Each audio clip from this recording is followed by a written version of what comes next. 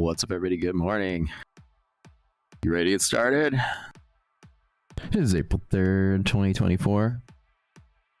Trading in the World Championships Competition Futures. Thank you for joining me on my journey. I'll be live here in just a second.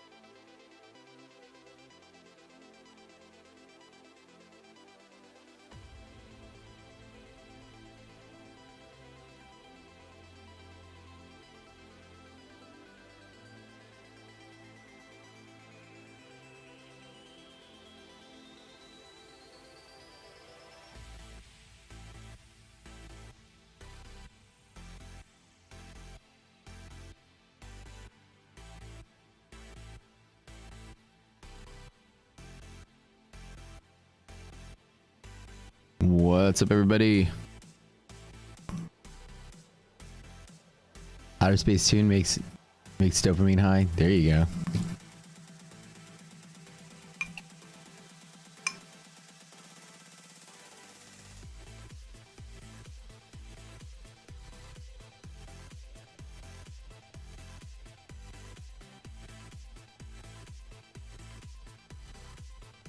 It's such a cool intro. Somebody sent me a message the other day. Somebody wrote on Twitter, there's some streamer out there copying my intro. Literally down to the font size. Everything. Hey, it's that cool. I know I'm a trendsetter.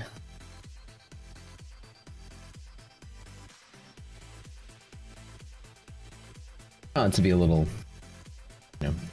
theft-like of my IP, but what can you do about that? I know there's something you can do about that. I'm all right today. I am. Thanks for asking. Love you guys. Y'all ready to get started? Mark it up to 10 minutes. Ready to go on.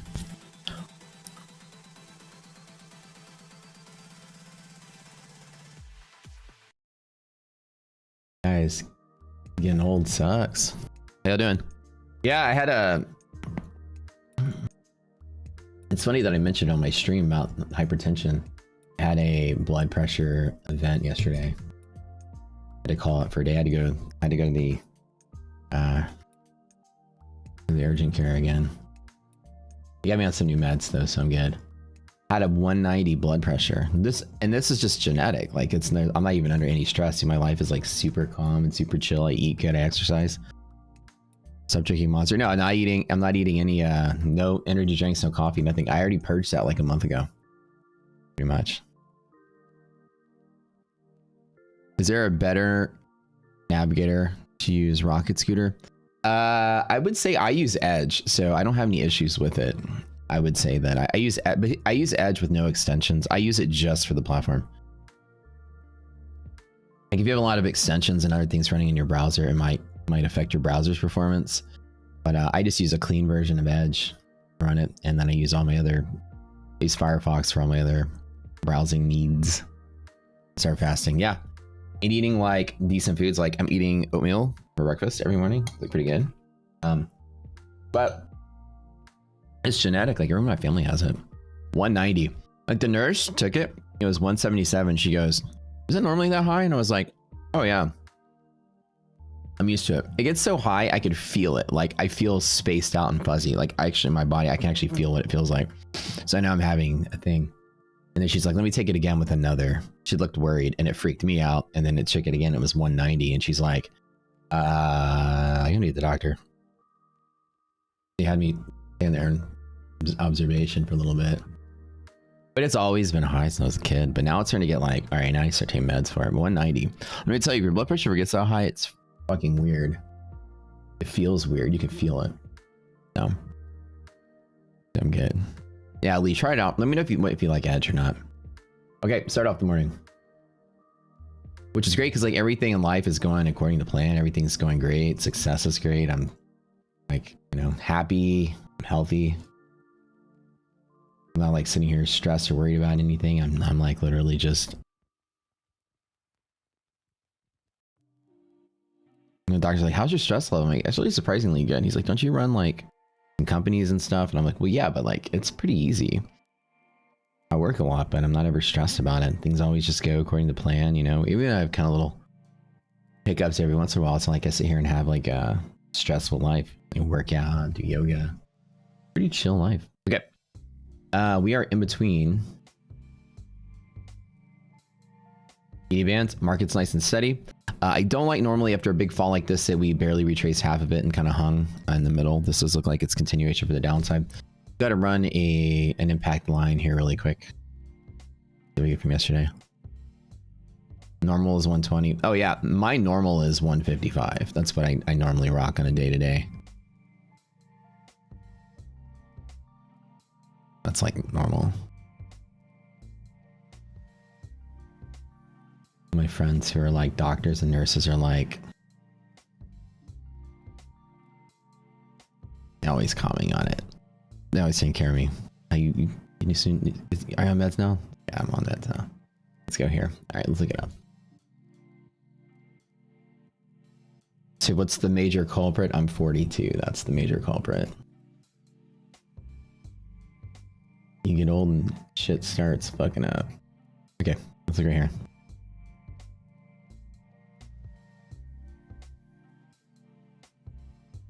Oh, I don't look 42. I think I tend to look a little younger. Take good care of myself.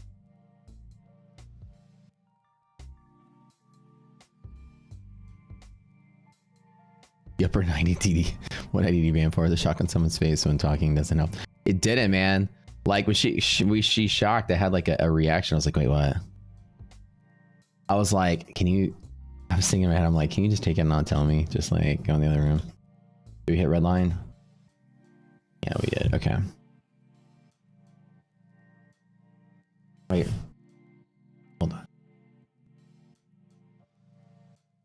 My computers are running hot right now.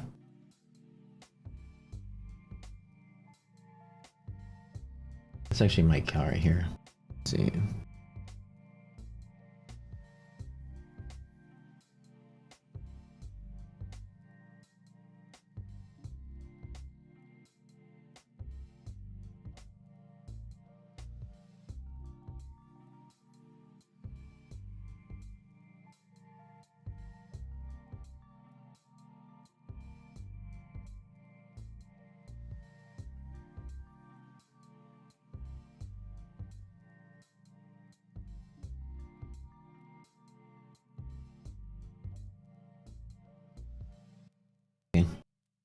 Gonna be this one right here. And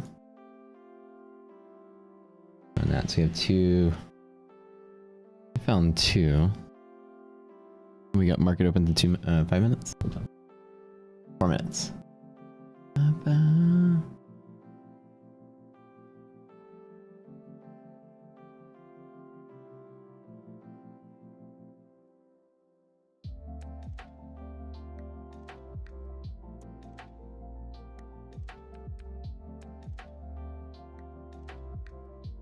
Okay.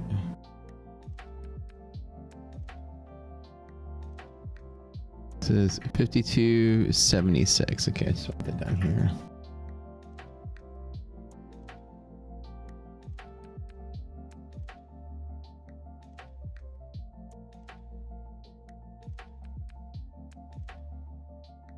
Let's just move that out of the way. So this is a return target whenever we get to it.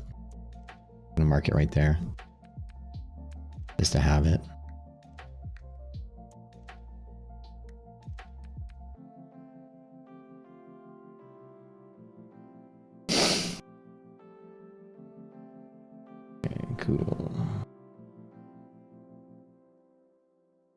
Looks very well, thank you. So that's stress-free life I live.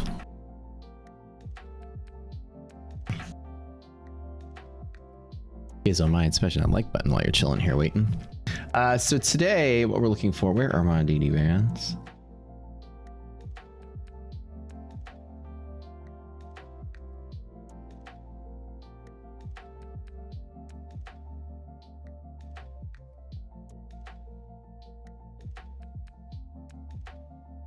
Around the edge, close on NASDAQ. There's no, the lights are still green here, so there's really been nothing that's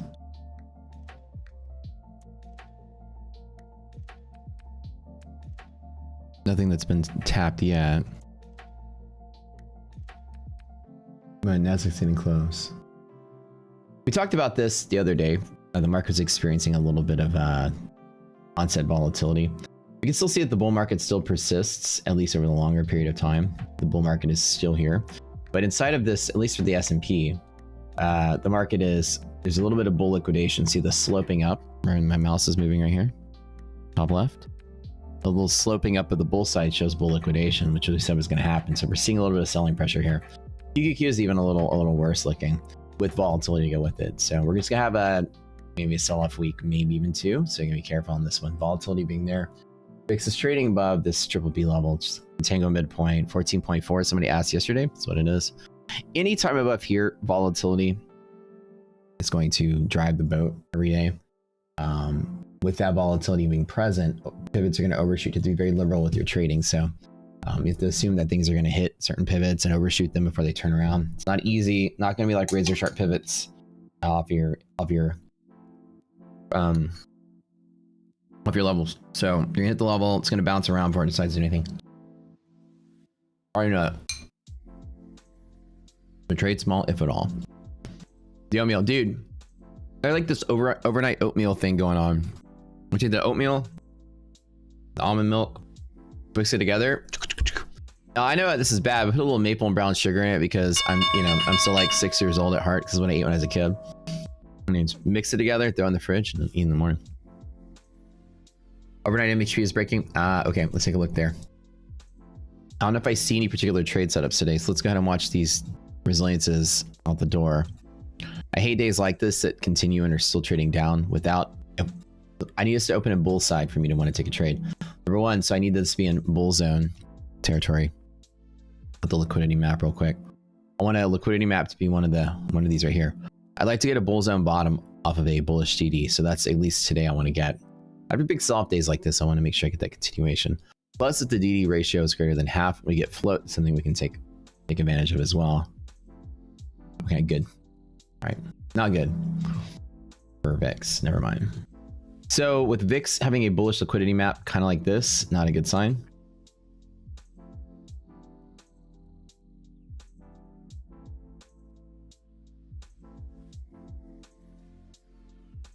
Let's see what QQQ is.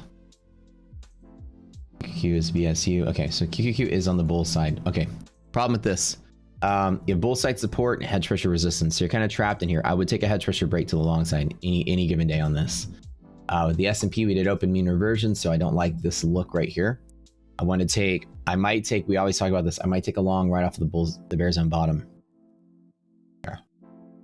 We also have float DD, which is the desire for the NASDAQ or any of these indices to want to reject and not touch this lower green line. So float is very prominent with this ratio being greater than half. I want to take that float long as well. But I'm going to wait and get all the numbers coming through. If I do anything. We're almost there. We got half of them coming through. Am I trading NASDAQ? No, but I am watching NASDAQ right now. I might trade NASDAQ, but we'll see. I'm waiting to see our numbers come through. 59 is good. Okay, 59 is greater than half, which is decent. But no irrational signals either.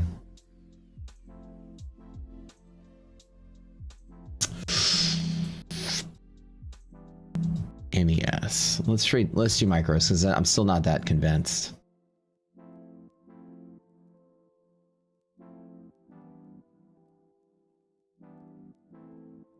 Let's see. S&P ratio resilience greater than half, which means this is desirable. I don't want to take this opening move. I want to take a support here. So any move to here that supports here, I want to take any confirmation. So this one I don't feel too eager on running for, as the stocks are in decline, but they're still above zero, which is good enough to flux to the top of the box. This is what's likely. But with the volatility, remember, when markets are volatile and you're trading above triple B, never chase a green, never chase a red. Volatility will be there, which means you will get your Vs to buy on. The best part about trading volatility is you can be patient and wait for it. So while it may go, there's not a lot of upside potential to it. I don't want to trade something with a lot of potential. High of day is here, right there, for the most part. Anticipation.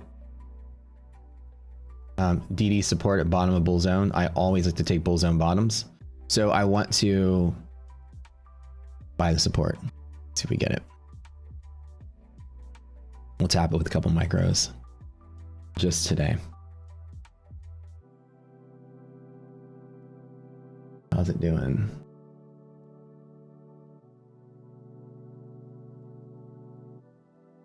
Come on.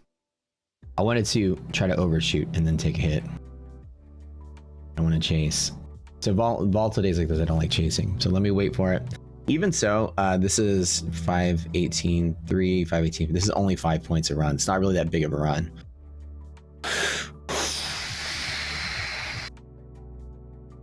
This is where the TA comes into play. It's hard to say. Do I want to take a maybe 10 or 15 point move, or do I want to sit out today? Let it continue. It's not appetizing enough to want to chase it really hard. So got some bouncing on some stocks here. Let's run the scanner and see which stocks. I'm talking myself out of taking it, just because it's close to being a 1-to-1 trade. So normally I would long from here to right about there and take it. But with the VIX being in a state that it is in right here, two things on VIX, right? Number one, we're trading above this triple B, which means you're going to overshoot pivots a lot. So, you know, obviously I'm going to let it try to come back down first before I do anything. The second thing is, like, I'm going to be ficked out by this original candle right here. I'm going to wait on this.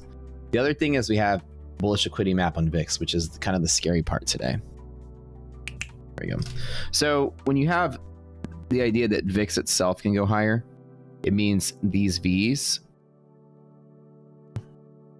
can get much bigger, much faster. They can almost accelerate with a little bit of curvature.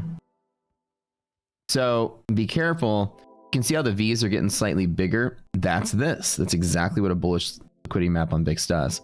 So I'm worried that it's going to get bigger before it does anything. We know this. So if you don't know how to trade the VIX, you have to be very good. You have to be very knowledgeable. Trying indices, you have to understand how the VIX is going to move. So the idea that volatility is getting higher, it's how much the market's going to wobble around trying to find its place. Yeah, we got news coming out in 20 minutes, or actually not 20 minutes. It's like 20 minutes, I think. Some news coming out today. I'm going to wait for that to move the market. Give me a dip. It's an ISM, non-manufacturing numbers. Employment data, PMI, and prices, all that's coming out. Yeah, wait for the news. Thank you for tuning in every morning. I love you guys. Coming in to watch me trade these world championships. Try to get yourself back on the leaderboard. Don't be cautious. Oat meals are good.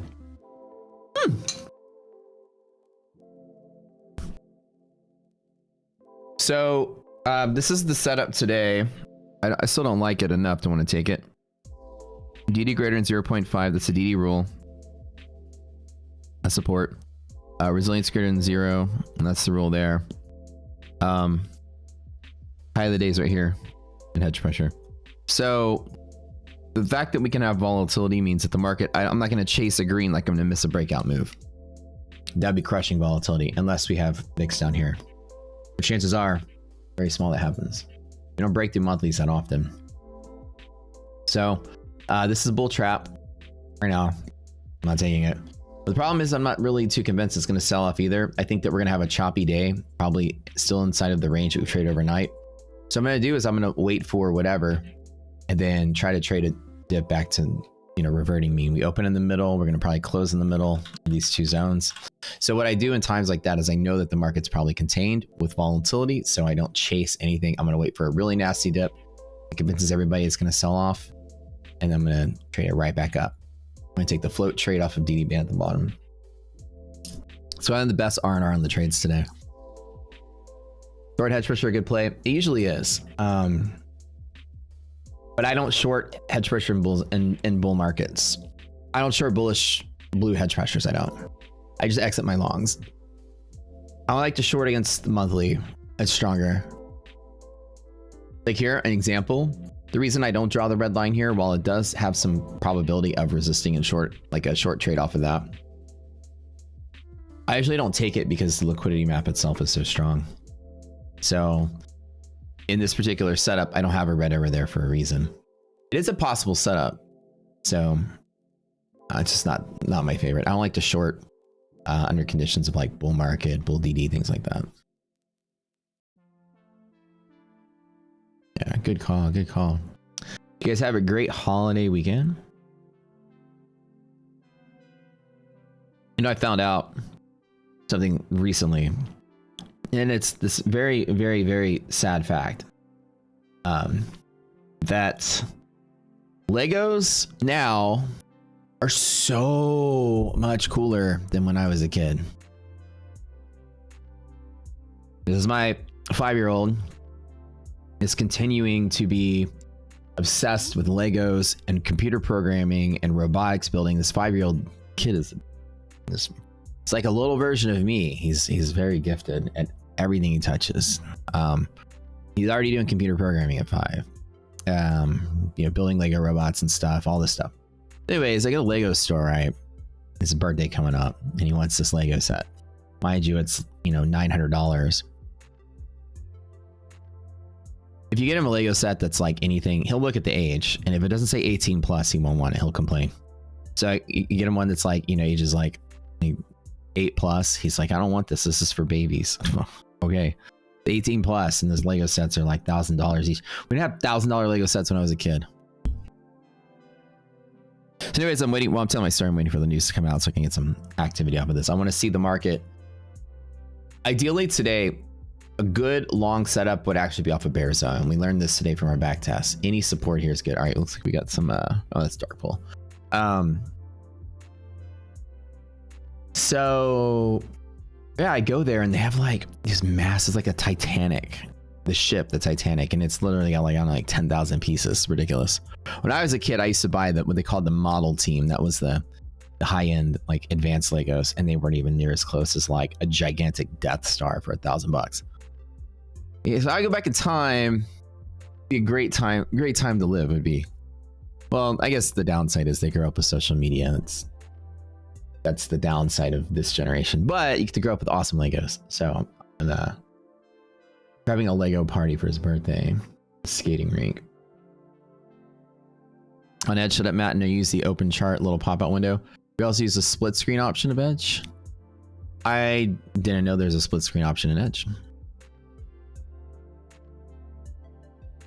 When we started playing with Legos more seriously, I think when he was 2, I got him like magnet tiles, the little magnet tiles that stick together. And like between 2 and 3, he started playing with like little Lego Duplo sets, like the baby ones. But then he then immediately started like I got him like a regular Lego set probably at 3, and he was like struggling with like how to, you know, he couldn't read the directions as well, and then he got really good at it age 3, and then he just started doing real Lego sets pretty quick. He was reading at a very young age though, so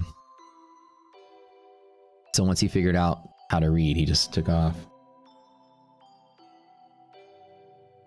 But now that he's like 5 and about to be 6, he's just like, he immediately he jumped through all the hoops. Now he's doing he goes to like Lego robotics camp now. He's the youngest one there in his class by a long shot. The kids are like maybe 8 or 9. He's 5. And the teacher says he like directs all the other older kids, tells them what to do. Okay. So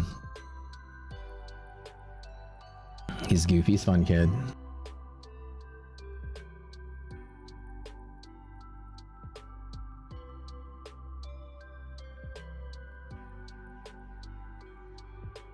That's the kid that matters, yeah.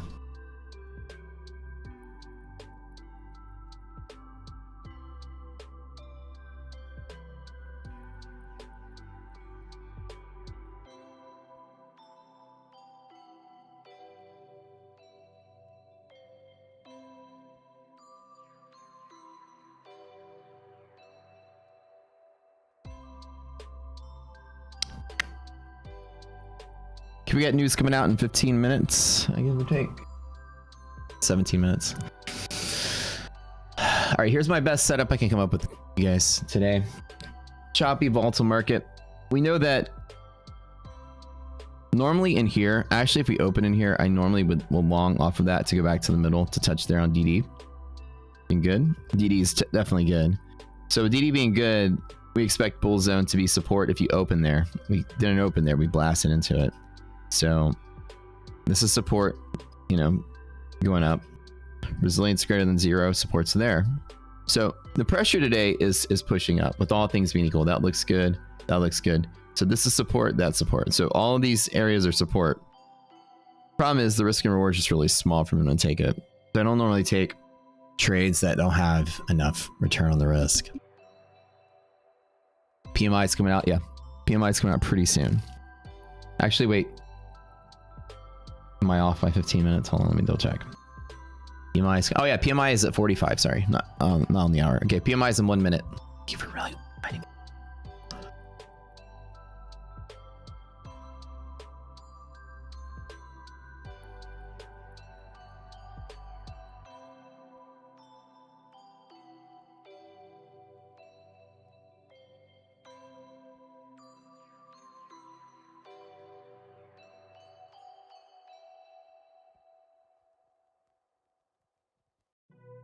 Yeah, one of the things my kid does is he watches Mr. Beast on YouTube, and he loves watching like the ones where they build the contraptions. You know, like he builds the Willy Wonka maze or Willy Wonka factory, different mazes, the Squid Game kind of things, and he gets obsessed with like wanting to build. He wants to build something like that. He's like, I want to build my own game where people play it. So he's like, he wants to build essentially like a Willy Wonka chocolate factory. So Mr. Beast always building stuff for little, you know, competitions that he has and everything. So my kiddo is obsessed with that.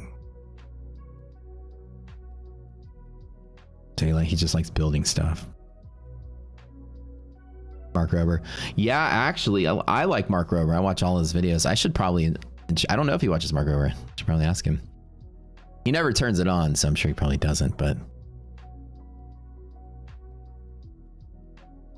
Rober's awesome.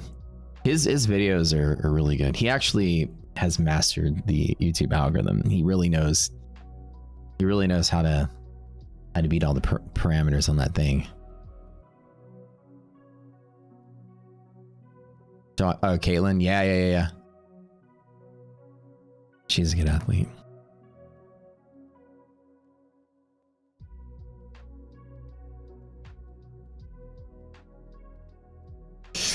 Okay, numbers came out. Let's take a look. So no activity off of it. Let's see. Hey, Mike. Good news. A house just popped up. So the ISMs come out in 13 minutes. So nothing's happening on the services PMI. Not yet. It came out just as a wash. There's no activity off of it. I'm gonna wait 13 minutes to wait the other 2 data points. Worth noting today, we're going to get employment numbers and the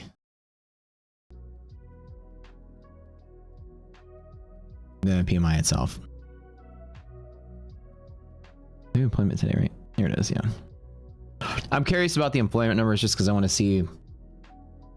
We look at that for indications of Fed activity, right? The Fed wants to see a healthier labor market to bring wages down so that inflation comes down so that they can trust the market again.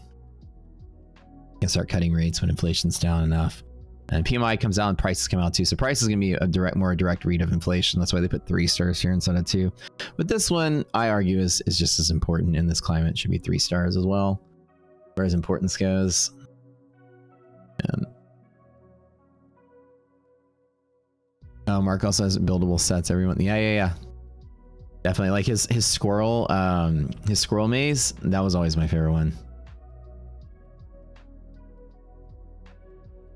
That was always a good he did like maybe 3 of them, I think. 3 different ones. What did Powell say? Yeah, that's kind of what we're waiting to see. There's a little bit of long upside here. Again, you guys say, well, I do read the market pretty well. Looks like I'm on point with it. I still don't take trades that I don't really like fully, especially with this contest. Like I don't take trades I don't fully believe in, fully confident in. Well, if you were to point it, put a gun in my head and say, pick something now. I would pick the long side like I just drew, kind of the setup for this morning.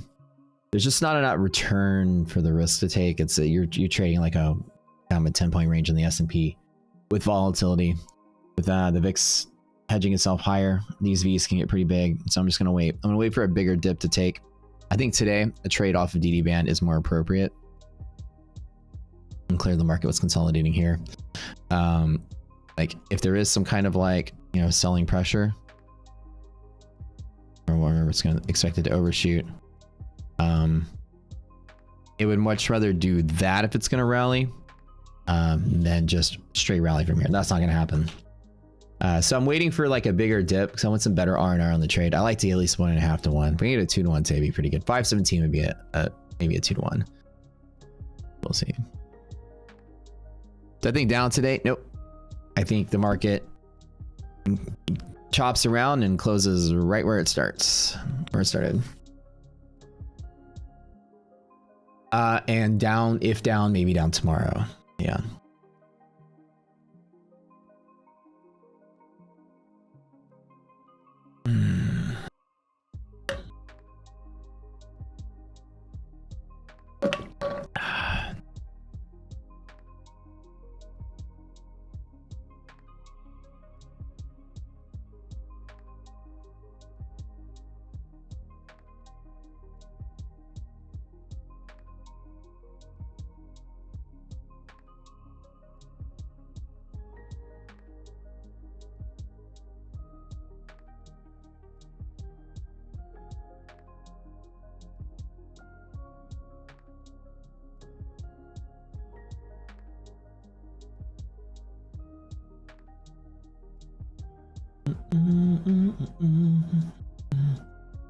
I got a busy day today, don't I? All right.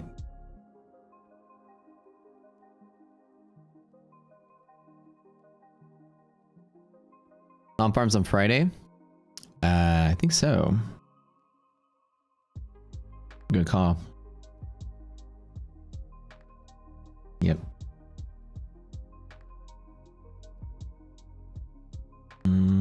Okay. Do you think down today if I must choose? Not today. Oh yeah. If you say if I must choose, not today. But I don't think up. That's the other thing too. So I'm still not shorting in a bull market. I don't short.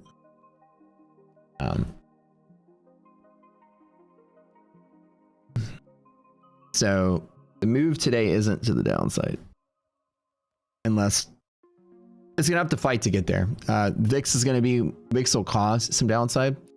But I think it's still gonna get gobbled right back up.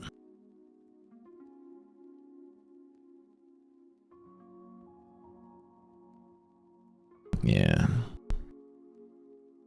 What do you guys think today? Who's in a trade? You'll let me know what y'all are doing. Let's see what we have on the breakout side today. Tech is doing pretty good on hedge pressure breaks, so we're looking all right on those. Some of them Amazon, AMD, PayPal.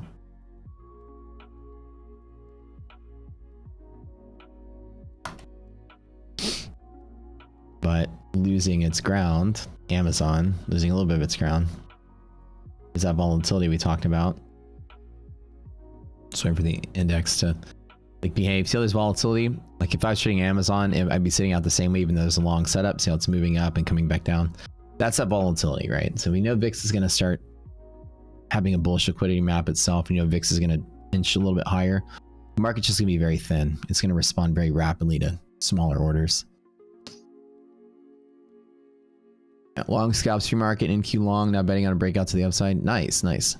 Yeah, like the general move I think is still bullish on the longer haul. It's just this kind of trading is not like the trading I usually expect, like a bull move to continue to be bullish for the day. It's really gonna have to fight, I think, to get there, but we'll see. Opening down here in this mean reverting area, we know that majority of the time you open here, you tend to close in here as well. So, you know, limited upside, expecting a pullback. It's the probable move. So I don't really see much reason to take it. Intel's down 7%. Oof. Let's take a look at the Intel. See where this guy is moving. Must have been trading a bit lower overnight. Yeah, in the overnight session, Intel is getting smacked. 42, it opened almost $1 lower, even in pre-market trading. Wow. And it's now down an additional half a point. Dropping. Yeah, but AMD on the other side is looking good. So, well, looking good-ish. I think that monthly head pressure resistance there. So a lot of them, not too many breakups. There's only about 24 of those. Let's look at the breakdown. Let's see what we have. Hedge pressure breakdown. Not too many, about 16 as well. So a lot of the markets probably just trading in mean reverting liquidity maps. Probably similarly. Let's see if we can't find how many are doing that.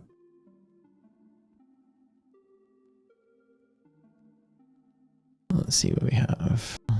About 60 of them. Pretty decent size.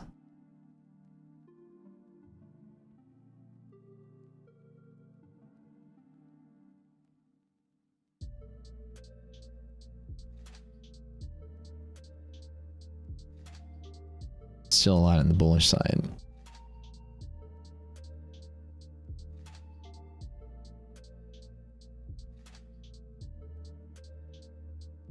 So one thing you guys learn about control, right? When the market moves like this, you know that you don't have FOMO. Like I don't see this and go, you know what? I'm going to miss out if I don't take this long.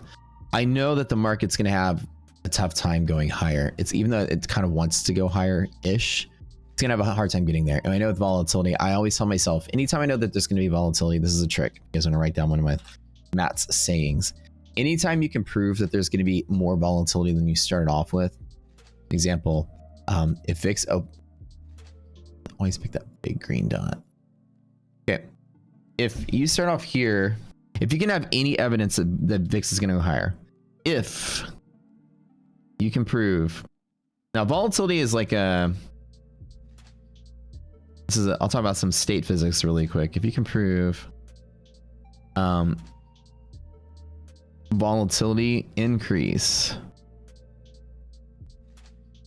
expect dips. Don't chase. Don't chase. Don't chase. Don't ever chase. It's such a simple trick. Okay, so I'll give you a couple reasons to this. So state physics, right? There's no such thing as volatility. There's a change in volatility. That's a thing. Just like there's no such thing as heat. There's heat transfer. So like hot is just the way you perceive heat transferring into your body. So the movement of energy is what heat actually is, what we call heat, but it's actually called heat transfer. So there's no such thing as like base state heat. There's just internal energy of a system, yada, yada. So there's no such thing as like volatility. There's just like a change in volatility or transfer volatility. So volatility is an index, is an equation that calculates a number, but that number doesn't mean anything to you as a trader. What's the difference between VIX 15 and VIX 30? Well, the market could still behave exactly the same way.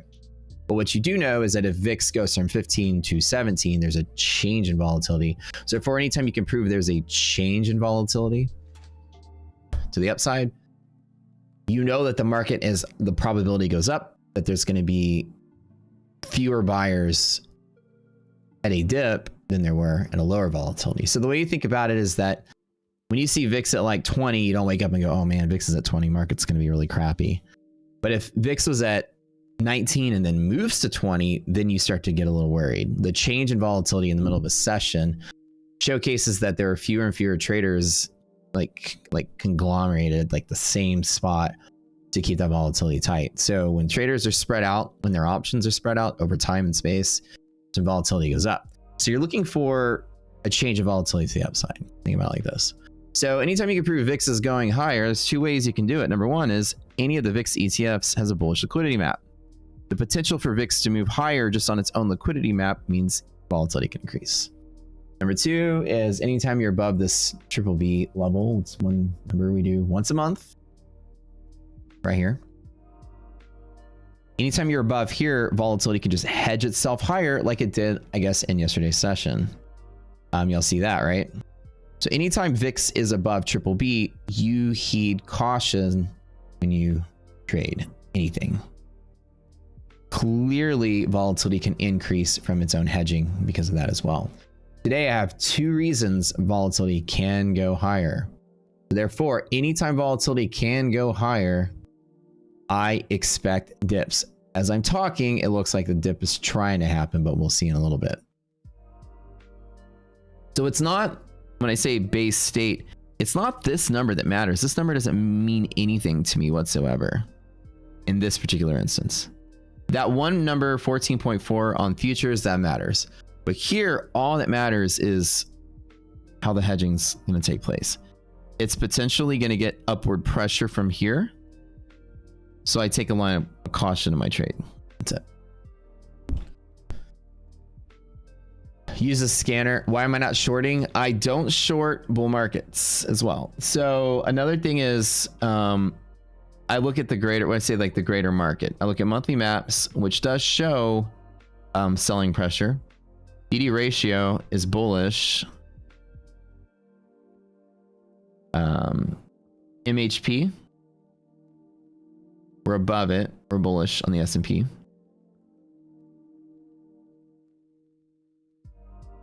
Here we go. There's the move.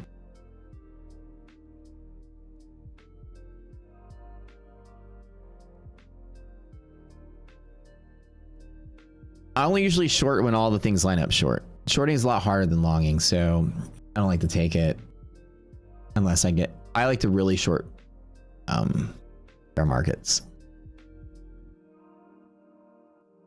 So like, would I take a short off of this blue line? No, but if I was long, I'd close out right now. Exactly right now. Call it a day. Fortunately, not every day is a decent trading day, but it's like, even when y'all are here and I don't actually push the button, you see that I'm pretty accurate at making my like little little drawings here. Now that VIX has collapsed itself, this is good. If the market's going to stay bullish, you want VIX to stay down here. So what the move could have gone either way. On a catalyst, it looks like it ran up to that end point where I'd be looking. If I was long, I'd close out now, but I normally don't gamble into news events as well. Just missed out on a 13-point move. Not a big deal. I just find when stocks are causing negative res. Oh yeah, here you go. So we go to your scanner. You can sort by anything greater than half gap or less than half gap. So if you want to say that something that's negative resilience, go to less than half gap. Then you go down here, and then you can add distance to half gap as one of your parameters that you have on your y-axis, and then distance to half gap is here. And then you can see how many stocks that we have that are below half gap, and then you can find out which ones are closest. So if I rank it like, or sorry, sort the list by ascending, I can see which ones are close to the edge. And what I do is I normally will scroll down until I find some high volume stuff, and I can see there's some high volume. Usually the bigger tickers. Google is really close to the edge, and it's right at the top. So I say, okay, Google. Google's the next one. See, Google's right at its half gap. And now breaking above it, but it was like right at the edge when I ran this scan. Yeah, PMI today. MHP has moved through in a pre-market. Does that mean it's invalid as a level for the day? No, it still acts as resistance. You follow the overnights, they still act as resistance no matter what.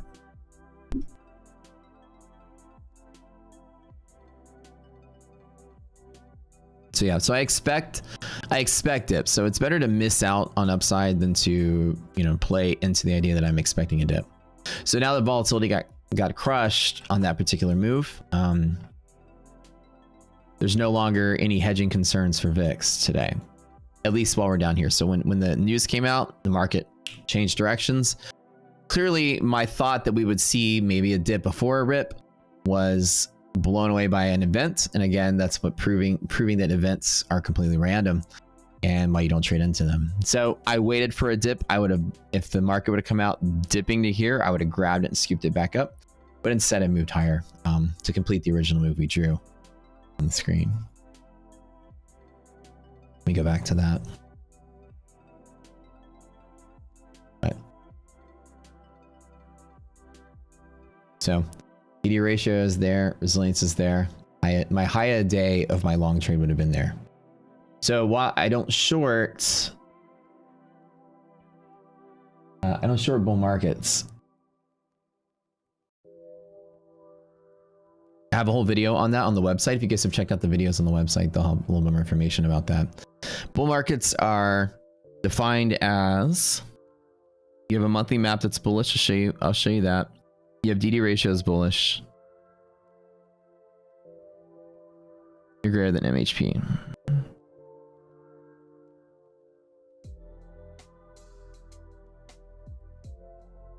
So today, yes. Today, yes. Monthly maps, no. So while the monthly maps are showing short-term bearishness, the greater bull market is still there for the month. So today's trade, longing from here to here, and the day is over. That's it. Whatever happens from here is gonna be completely random and hard to predict. So yeah, so VIX collapsed and volatility is now hedging itself lower. So the market is less likely to do that right now than it is likely to hold for a while in this state right here.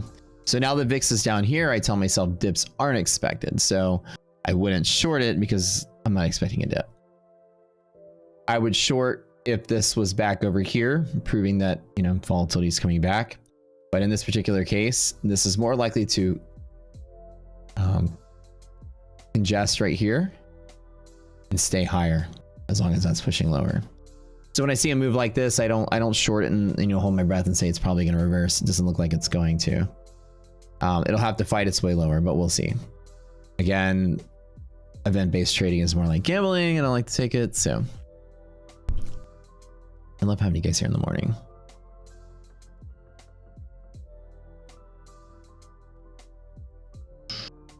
Let me show you that video that I have.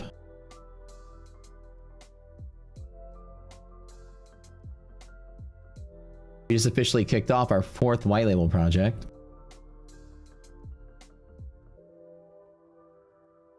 So our 4th platform that we've built as a company. Feeling crazy how fast it's going.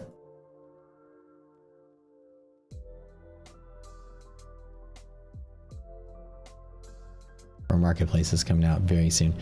Our estimation is the end of April we'll be doing a public launch, so stay tuned to that. Let me show you guys the video. As you log into your Rocket Scooter site, you can go down to there's a section at the bottom called the Greater Bull Market. This explains why I don't short in a greater bull market. This is a very, very, very, very good. And this no FOMO as well is also 2 things that I look at. They're both very good videos. They talk about like why I don't chase, and like here as I was saying, like, you know, you see this pop up and you're like, oh, maybe I'm going to fade this. And I said, nope, it's probably going to ingest and move higher. So it's like, it seems like I've been making a lot of good calls today, right? Like, Matt, why aren't you trading this? Why aren't you pushing the button on it? Sometimes just because I can see it. Look, even God himself is telling me call it a day. My computer is running over 100 right now. Looks like it has high blood pressure as well. So on that note, let's go ahead and call it a day.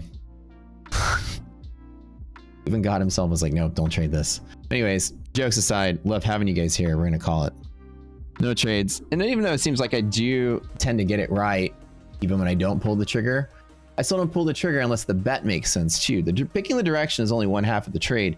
And I don't know if your gurus teach you this or not, but when you go out there, it's when you get good at trading, sometimes it's not hard to pick a direction. You have a system that works, cool, it works. You have a system that you like, you trust, then take the trade.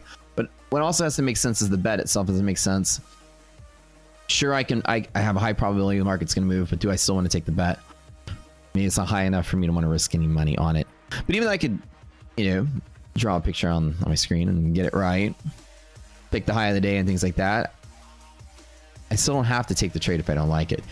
The real art form and secret to being good at this is to know when to pull the trigger. Even if you're confident, how confident are you? You need a certain degree of confidence. The higher the confidence, the higher the bet. My confidence still wasn't high enough to bet above 0, so I stayed at 0, and that's okay. And true masters of trading will tell you, they pick and choose when they actually do it. And when you can finally do that, you know you've mastered your craft. If you're still making a trade every single day, you got a long way to go. So stick with us. We'll teach you what you need to know. We love y'all.